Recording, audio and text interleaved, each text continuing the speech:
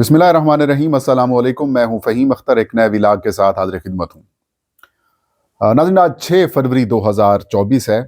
और आज पाकिस्तान तहरीक इंसाफ के बानी चेयरमैन इमरान खान और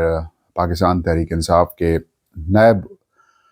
कप्तान जनाब शाह महमूद कुरैशी साहब की कुछ गुफ्तगू सामने आई है। अपोजिशन का क़याम,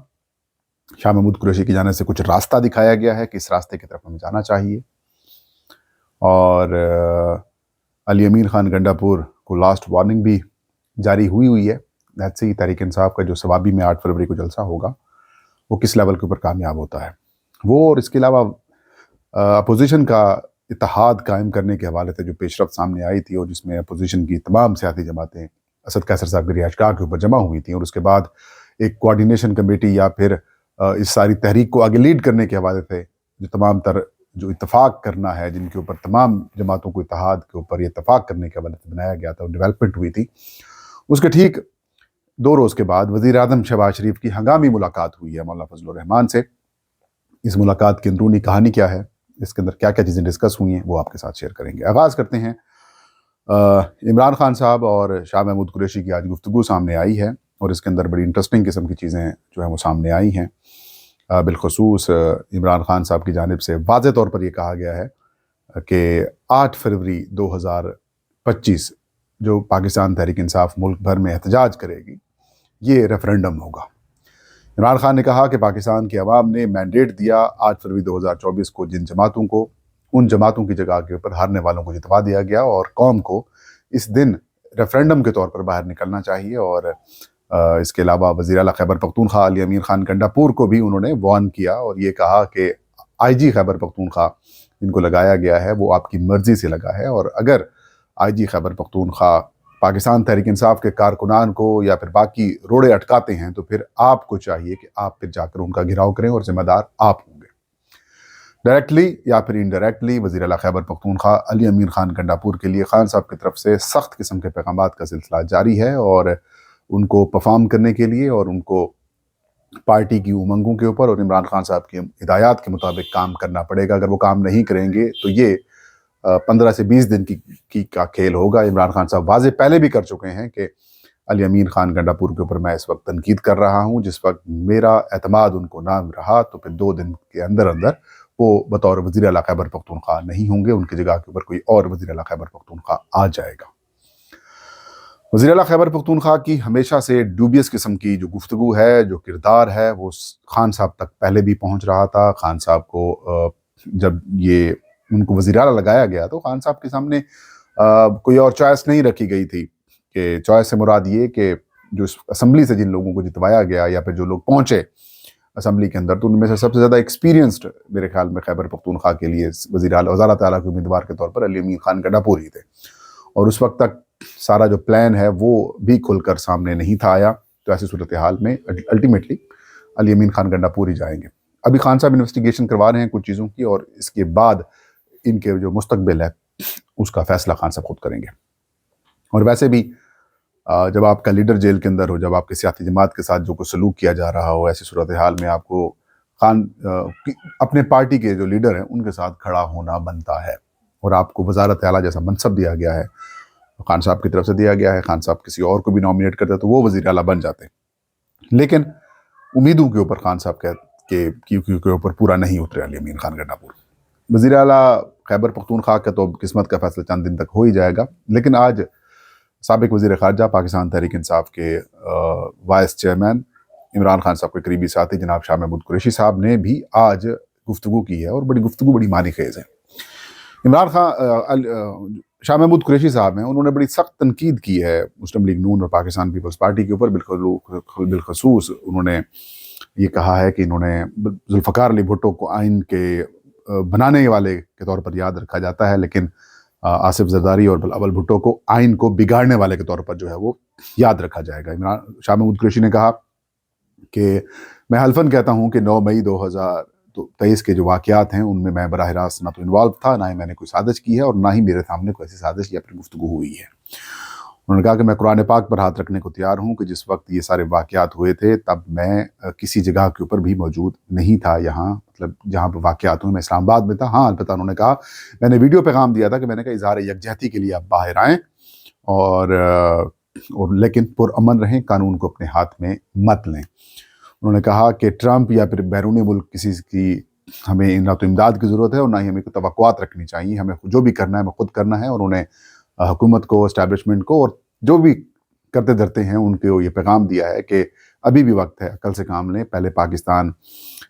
ٹوٹا تھا، اب پاکستان ڈوب رہا ہے، تو پاکستان ڈوبا خدا نخواستہ تو اس میں سب کا نقصان ہوگا، اس لیے اجتماعی دانش کا مظاہرہ کرنا چاہیے اور جو بات چیت ہے پاکستان کو آگے بڑھانے کے لیے جو ایک نیا معاہدہ ہے وہ کرنا پڑے گا، اور نیا معاہدہ کرنا چاہیے۔ تمام جماعتوں کو مل بیٹھ کر آزادانہ، غیر جانبدارانہ الیکشن کمیشن بنانا چاہیے، صاف شفاف انتخابات کرانے چاہیے۔ اور عمران خان صاحب کے خط کے اوپر بھی انہوں نے کامنٹ کیا کہ جو خط انہوں نے لکھا ہے اس کی میرے پاس کاپی تو نہیں آئی، البتہ جو خط کے مندرجات سامنے آئے ہیں تو انہوں نے کہا کہ اس کو پازیٹیو انداز میں دیکھنا چاہیے، ملک کے مسائل کا حل بتایا ہے عمران خان نے، اس کو ٹھیک کرنے کی کوشش کی ہے۔ تو یہ بڑی انٹرسٹنگ قسم کی ڈیولپمنٹ تھی آج اڈیالہ جیل سے۔ دوسری بڑی خبر جو انٹرسٹنگ اور بڑی اہم ہے وہ یہ ہے کہ وزیر اعظم شہباز شریف اپنے وفد کے ہمراہ آج مولانا فضل الرحمان سے شام کو ملاقات کے لیے اچانک پہنچے۔ اس ملاقات میں وزیر اطلاعات جناب عطا اللہ تارڑ صاحب بھی موجود تھے اور وزیر منصوبہ بندی احسن اقبال بھی موجود تھے، اور اس ملاقات میں مولانا فضل الرحمان کے ساتھ JUI کے دیگر رہنما بھی موجود تھے۔ لیکن انٹرسٹنگ ٹائمنگ یہ ہے کہ یہ ملاقات اس وقت ہو رہی ہے جب تحریک انصاف کے رہنما سابق اسپیکر اسد قیصر کی رہائش گاہ کے اوپر 2 روز پہلے اپوزیشن جماعتوں کا ایک بڑا اجلاس ہوتا ہے۔ اس اجلاس میں محمود خان اچکزئی ہوتے ہیں، مہاراجہ ناصر عباس ہوتے ہیں، شاہد خاقان عباسی صاحب ہوتے ہیں، خود مولانا فضل الرحمان ہوتے ہیں، اس کے علاوہ نیشنل پارٹی کے لوگ بھی موجود تھے، تحریک انصاف کے تمام آلموسٹ لیڈرشپ وہاں پر موجود تھی، اور مصطفیٰ نواز کھوکر وغیرہ بھی تھے۔ تو ایک الائنس بنانے کے حوالے سے ایک پیش رفت ہوتی ہے کہ ایک کمیٹی بنائی جائے گی، تمام جماعتیں اور رہنما ان میں شامل ہوں گے، اور پھر تمام جماعتیں اس حکومت کے خلاف یا پھر اس نظام کے خلاف احتجاج یا پھر ایک پوائنٹ کے اوپر آگے بڑھنے کے حوالے سے حکمت عملی طے کریں گی۔ الائنس کا نام وغیرہ سارا کچھ اس کے اندر طے کیا جائے گا، اور جو اختلافات JUI اور پاکستان تحریک انصاف کے درمیان تھے ان کو بھی دور کیا جائے گا۔ اس ملاقات کے اندر بہت ساری پازیٹیو قسم کی ڈیولپمنٹس بھی سامنے آئیں، اور یہ فیصلہ پھر کیا گیا کہ اس معاملے کو ہم آگے لے کر بڑھیں گے اور کمیٹیاں نام دیے جائیں گے اور پھر آگے بڑھائیں گے۔ لیکن اس کی اہمیت اور افادیت یہ ہے کہ جیسے ہی یہ خبر سامنے آتی ہے تو وزیر اعظم شہباز شریف اگلے روز مولانا فضل الرحمان کی رہائش گاہ پہنچ جاتے ہیں، اور اس ملاقات کے اندر جو ہے وہ ملک کی امن و امان کی صورتحال، بلوچستان خیبر پختونخوا میں جو امن و امان کی صورتحال ہے اس کے اوپر بھی گفتگو کی جاتی ہے۔ ذرائع سے یہ خبر سامنے آئی ہے کہ مولانا فضل الرحمان نے ان سے پوچھا، وزیر اعظم شہباز شریف سے پوچھا کہ وزیر اعظم صاحب آپ کہیں ایسا تو نہیں ہے کہ ہماری جو چند دن پہلے میٹنگ ہوئی آپ اس کو خراب کرنے آئے ہوں یا پھر اس کا کاؤنٹر کرنے آئے ہوں؟ تو پھر وزیر اعظم شہباز شریف جو ہیں وہ ہنس پڑے، اور جب ہنسے تو پھر مولانا فضل الرحمان سمجھ گئے۔ خیر کچھ سیاسی گفتگو ایسا جس ملاقات کے اندر زیادہ نہیں ہوئی، لیکن انہوں نے کہا کہ میں خیر سگالی کے طور پر آپ کے پاس آیا ہوں اور آپ کی خیریت دریافت کرنی تھی، اور وزیر اعظم نے مولانا کو گلدستہ بھی دیا اور اس کے بعد اٹھ کر وہ چلے گئے۔ آپ کو یاد ہوگا چند دن پہلے پیکا ترمیمی ایکٹ جو ہے وہ نافذ العمل کیا گیا، اور پیکا براہ راست متاثر کر رہا ہے صحافیوں کو سوشل میڈیا کے اوپر۔ تو مولانا فضل الرحمان کے پاس پارلیمنٹری رپورٹرز ایسوسی ایشن ہے، PRA، جسے پارلیمنٹ کو کور کرنے والے رپورٹرز صحافی حضرات اس میں شامل ہیں، ان کی جانب سے جو ہے وہ مولانا فضل الرحمان کو اپروچ کیا گیا جب سینٹ اور قومی اسمبلی سے بلز منظور ہو چکے تھے، یہ دونوں ایک ہی بل ہے، یعنی دونوں ایوانوں سے منظور ہو چکا تھا اور پھر صدر کے پاس تھا۔ پھر مولانا فضل الرحمان نے صدر مملکت آصف علی زرداری سے رابطہ کیا اور ان کو کہا کہ اس بل کے حوالے سے صحافیوں کے اعتراضات دور کر دینے چاہیے یا کیے جائیں۔ تو پھر مولانا کے مطابق آصف علی زرداری صدر پاکستان نے وعدہ کیا کہ جب وہ محسن نقوی سے بات چیت کر کے صحافیوں کی ملاقات کرائی جائے گی اور پھر اس حوالے سے جو تحفظات ہیں وہ دور کیے جائیں گے۔ لیکن پھر صدر نے اگلے دن ہی اس کو سائن کر دیا اور وہ نافذ العمل ہو گیا۔ پھر مولانا فضل الرحمان نے وزیر اعظم سے اس کا شکوہ بھی کیا تھا، تو اس وجہ سے وزیر اطلاعات صاحب آئے ہوں گے، اور کچھ ڈیرہ اسماعیل خان کے کچھ وفاقی حکومت کے جو منصوبے تھے، جب PDM کی حکومت تھی، جب مولانا فضل الرحمان کی کاوشوں سے وہ منصوبے بنے تھے تو ان کو شاید روکا گیا۔ اس کے اوپر بھی مولانا فضل الرحمان کے کچھ کنسرنز تھے، اس وجہ سے شاید एहसन इकबाल साहब आए हुए थे। तो खैर एक मैसेज देने के लिए आए थे कि देखें मौलाना साहब, हम आपको नहीं छोड़ेंगे, आप उधर ना जाएं। लेकिन मौलाना समझ गए। मौलाना ने कहा कि आप उस इजलास को, उस मीटिंग को ख़त्म करने की कोशिश कर रहे हैं।